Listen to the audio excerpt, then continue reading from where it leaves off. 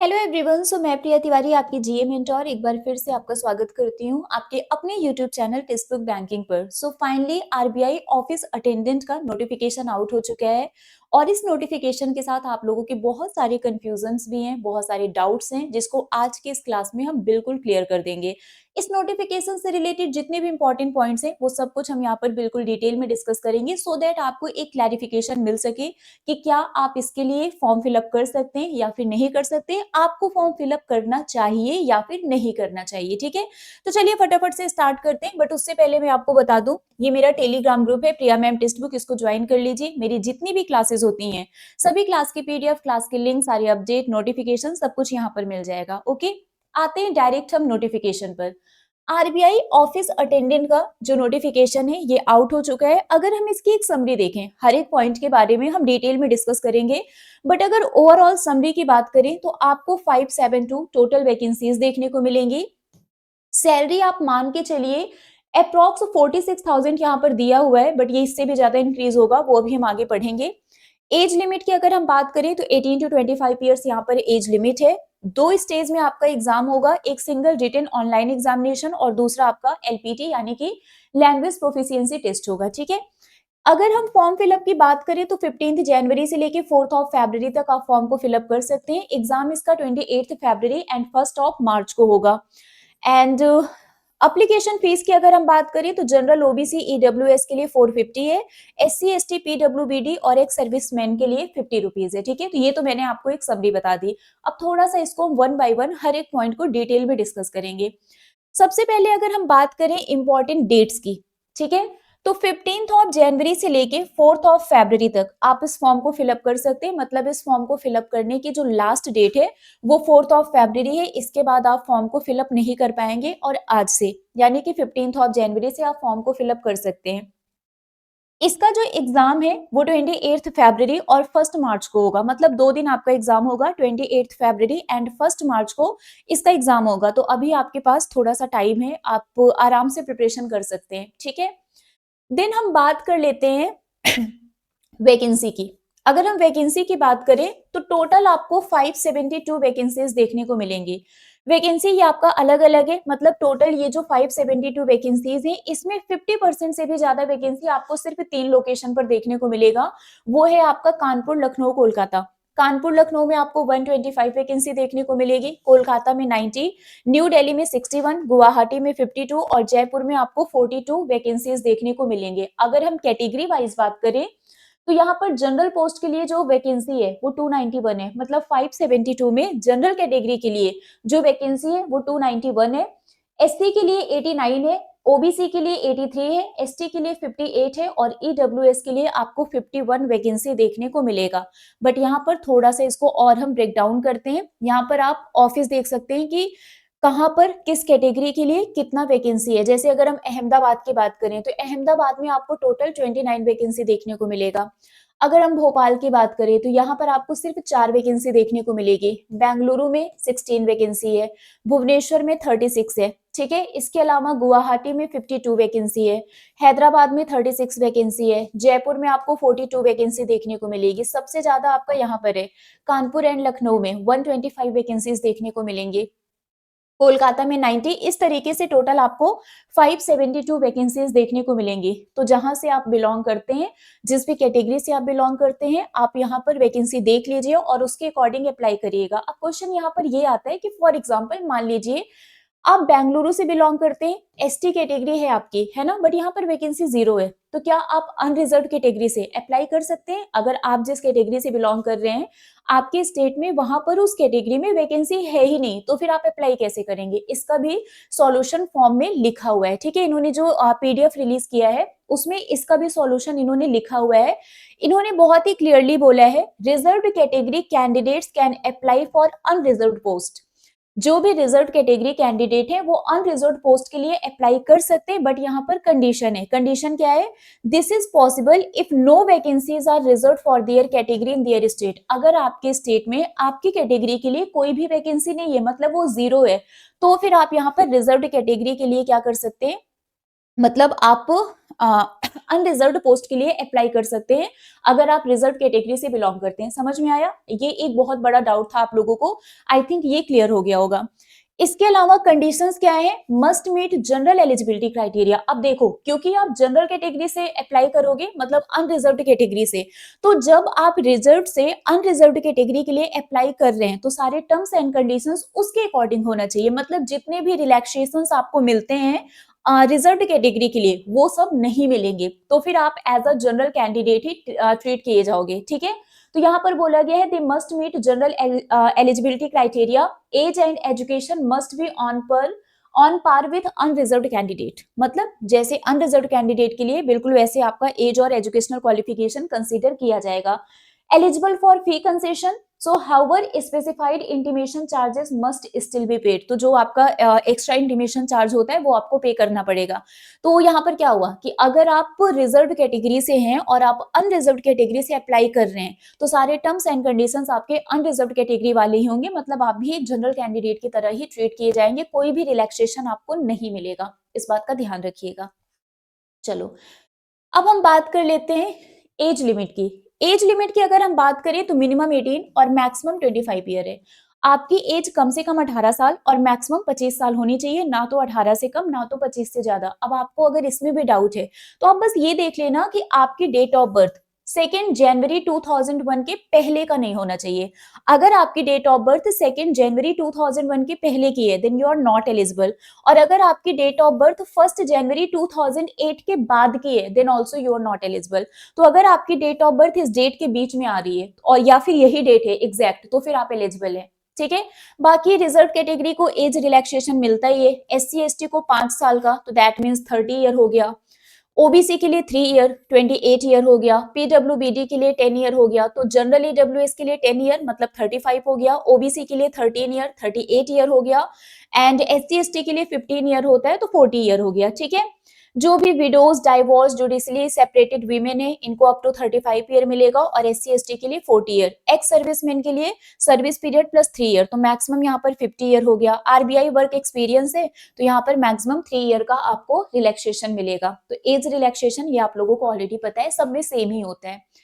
अब बात कर लेते हैं एजुकेशनल क्वालिफिकेशन की, जिसको लेकर बहुत ही ज्यादा डाउट है आप लोगों को।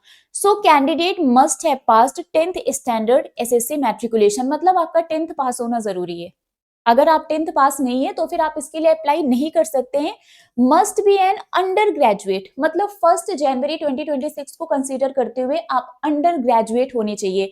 अगर आपने ग्रेजुएशन किया है या फिर और भी कोई हायर स्टडी की है तो फिर आप इसके लिए एलिजिबल नहीं है। Graduates and candidates with higher qualifications are not eligible to apply. मतलब अगर आप अंडर ग्रेजुएट हैं तो फिर आप अप्लाई है, आपने मतलब सॉरी आप एलिजिबल हैं, है ना। अगर आप अंडर ग्रेजुएट हैं, आपने ग्रेजुएशन नहीं किया है देन यू आर एलिजिबल। लेकिन अगर आपने ग्रेजुएशन किया है तो फिर आप एलिजिबल नहीं है। तो अगर आपका ग्रेजुएशन का फर्स्ट ईयर है, सेकंड ईयर है, फाइनल ईयर है और अभी आपका ग्रेजुएशन कंप्लीट नहीं हुआ है तो फिर आप कर सकते हैं, क्योंकि अभी हम आपको अंडर ग्रेजुएट में ही ट्रीट करेंगे। ठीक है, तो 10th पास होना चाहिए बट अंडर ग्रेजुएट होना चाहिए, आप लोग एलिजिबल हैं। अगर आप ग्रेजुएट हैं उससे ज्यादा आपके पास क्वालिफिकेशन है तो फिर आप एलिजिबल नहीं है। ठीक है, local language proficiency is mandatory. जहां से आप अप्लाई कर रहे हैं वहां का लोकल लैंग्वेज आपको आना चाहिए। और हाँ, अगर आप कहीं और से अप्लाई करने का सोच भी रहे हैं तो डोमिसाइल मैंडेटरी है, इस बात का ध्यान रखिएगा। ठीक है, एक्स सर्विसमैन के लिए बोला गया है they must have passed 10th standard and rendered at least 15 year of defence service. तो कम से कम 15 साल का डिफेंस सर्विस होना चाहिए, 10th पास होना चाहिए। Okay, next exam selection process की बात कर लेते हैं। तो 2 फेज में आपका एग्जाम होगा। जो पहला फेज है इसमें आपका एक सिंगल रिटन एग्जाम होगा। 120 क्वेश्चंस आएंगे 120 मार्क्स के। ठीक है, 90 मिनट का आपको टाइम मिलेगा। 4 सब्जेक्ट होंगे, 30 क्वेश्चन 30 मार्क्स के। रीजनिंग के 30 क्वेश्चन 30 मार्क्स के, इंग्लिश के 30 क्वेश्चन 30 मार्क्स के, जीए के 30 क्वेश्चन 30 मार्क्स के, न्यूमेरिकल एबिलिटी के 30 क्वेश्चन 30 मार्क्स के। ठीक है, तो 4 सब्जेक्ट होंगे और सभी में आपको 30 क्वेश्चन 30 मार्क्स के मिलेंगे। टोटल 120 क्वेश्चंस होंगे 120 मार्क्स के। टाइम आपको 90 मिनट का मिलेगा। नेगेटिव मार्किंग है इसमें, ये याद रखिएगा। ठीक है, 1/4 नेगेटिव मार्किंग आपको देखने को मिलेगा। इसको आप क्वालिफाई कर लेंगे देन आपका सेकंड स्टेज होगा जो होता है एलपीटी, लैंग्वेज प्रोफिशिएंसी टेस्ट। तो जिस भी स्टेट से आपने अप्लाई किया है, जहां भी आप रहते हैं, वहां का लोकल लैंग्वेज आपको आना चाहिए। तो एक आपका एलपीटी भी होगा। ठीक है, चलिए अब हम बात कर लेते हैं यहाँ पर, ये तो मैंने आपको बता दिया, ठीक है। Next salary and career prospect की बात कर लेते हैं। तो यहाँ पर इसमें जो आपका बेसिक पे है वो 24,250 रुपीज है, ये बेसिक पे है, ठीक है। और इसमें आपको बहुत सारे अलाउंसेस भी मिलेंगे, तो वो जो भी अलाउंसेस वगैरह मिलेगा वो आपका सब मिला के लगभग 46,029 रुपीज मिलेगा। लेकिन इसके अलावा ये सैलरी और भी हो सकती है। अगर जो बैंक का अकोमोडेशन है, मतलब बैंक से आपको जो रहने की जगह मिल रही है, आप वहां पर नहीं रह रहे हैं, तो फिर आपको 15% एचआरए जो हाउस रेंट अलाउंसेस होता है वो भी मिलेगा। तो इसमें 15% एचआरए भी ऐड हो जाएगा अगर आप बैंक का अकोमोडेशन नहीं ले रहे हैं तो फिर। तो दैट मीन्स आप मान के चलिए कि आपकी सैलरी 50 प्लस रहेगी, और आगे चलकर जब थोड़ा सा आप एक्सपीरियंस्ड हो जाएंगे तो आपकी सैलरी 60 प्लस भी हो जाएगी और भी ज्यादा हो जाएगी। मतलब जितना आप एक्सपीरियंस्ड होंगे सैलरी आपकी बढ़ती रहेगी। तो यहाँ पर आपकी जो सैलरी है, the pay scale ensures structured salary increases over time rising to 53,550। तो आप मान के चलिए कि ये सैलरी आपकी धीरे धीरे बढ़नी ही है। अब आप ये सोचो कि आप 10th पास हो, आप बैंक में जॉब कर रहे हो, वो भी आरबीआई में, और 10th पास पे आपको monthly salary more than 50,000 rupees मिल रही है, या फिर अप्रोक्स 50,000 मिल रही है। और क्या चाहिए आपको? 10th पास को अगर हर महीने 50,000 रुपए सैलरी मिल रही है, ये बहुत ही बढ़िया अपॉर्चुनिटी है। तो अगर आप एलिजिबल हैं तो मैं आपको बोलूंगी कि इस फॉर्म को जरूर फिल करिए आप, ठीक है। एक बढ़िया अपॉर्चुनिटी आप लोगों को मिल रही है। चलो कट ऑफ की भी बात कर लेते हैं।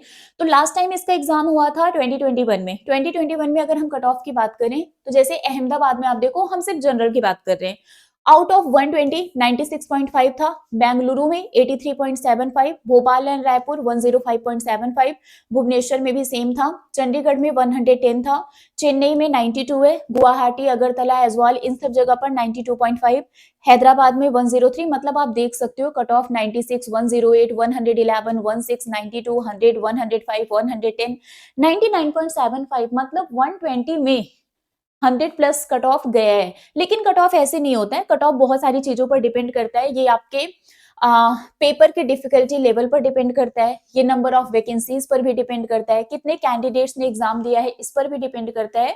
तो मल्टीपल फैक्टर्स होते हैं जिस पर कट ऑफ डिपेंड करता है। लेकिन जब आप एग्जाम देंगे, जब आप प्रिपरेशन करेंगे, टारगेट रखिएगा कि मॉक टेस्ट में आपके 100 प्लस मार्क्स आ रहे हैं, क्योंकि अगर आप 100 प्लस करके आओगे तो आपके सिलेक्शन के चांसेस बहुत ज्यादा होंगे। देखो 10th पास के लिए पेपर बहुत ही ज्यादा इजी आता है, बिल्कुल बेसिक से क्वेश्चंस ये पूछते हैं। तो कंपटीशन भी बहुत ज्यादा है, पेपर इजी आता है तो कट ऑफ हाई जाता है, और कंपटीशन बहुत ज्यादा है तो थोड़ी सी भी छोटी सी भी गलती आपको पीछे कर सकती है बाकी से। तो आपको कोई भी गलती नहीं करनी है, अच्छे से प्रिपरेशन करना है। आज से अभी से प्रिपरेशन स्टार्ट कर दीजिए।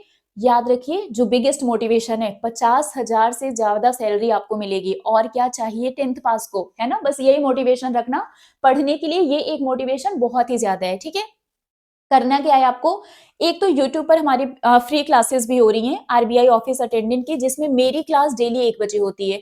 एक तो आप ये क्लास बिल्कुल फ्री में जीए के लिए कर सकते हो, करंट अफेयर की क्लास सुबह 7 बजे होती है। तो मेरी ये 2 क्लास तो बिल्कुल फ्री में होती है यूट्यूब पर, इसी चैनल पर, आप यहाँ पर फॉलो करिएगा। इसके अलावा पेड बैच के लिए आप इनरोल करवा सकते हैं सुपर पास में। सुपर पास में आपको सिंपली इनरोल करवाना है। इसमें आप किसी भी एग्जाम की प्रिपरेशन कर सकते हैं, बैंक, एसएससी, रेलवे, टीचिंग, किसी भी एग्जाम की, और हर एक एग्जाम का, हर एक सब्जेक्ट का previous year paper, mock test, live plus recorded videos, study notes, सब कुछ बिल्कुल फ्री में मिलेगा।